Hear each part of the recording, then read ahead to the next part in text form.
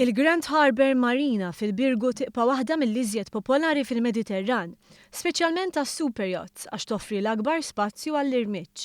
Fil-fatt fl-2015 biss, din il-marina laqat 159 super yacht, żieda ta' 5 jottijiet meta mqabbel mal-2014. Iċ-ċerman ta' Grand Harbour Marina Lauren Zammit qal li swar tal-Forti Sant'Angelo il-belt kapitali fl-isfond ta' din il-marina jagħmluha waħda mill-aktar spettakolari fir-reġjun. Dawn il-fatturi naturali jikkumplementaw is-servizzi li toffri l-istess infrastruttura. Dan huwa rifless f'intervista li ta' dan l-aħħar Jack Deacon, uffiċjal ta' MY Fusion, super yacht li beda jidħol f'Malta dan l-aħħar.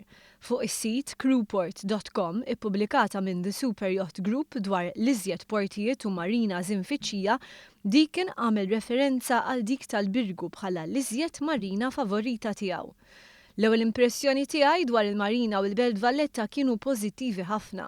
Bqajt impressjonat bil-Forti Sant'Angelo bil-Belt Valletta u l-istorja rikka u l-kultura kbira li hawn. Kif tħallna l-ħaddiema tal-marina u n-nies tal-lokal laqgħuna tajjeb ħafna, saħaq l-uffiċjal ta' MY Fusion.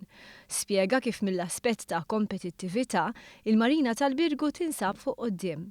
Fil-fatt konna qed inħarsu lejn marinas oħra f'dan ir-reġjun, iżda rati offruti minn Grand Harbour Marina kienu fost l-iżjed kompetittivi, żied jgħid il-kelliem. L-ilquh mill-elementi naturali li joffri dan il-port ukoll huwa fattur importanti fid-deċiżjoni ta' min jagħżel lil Malta biex idaħħal il-yacht tiegħu.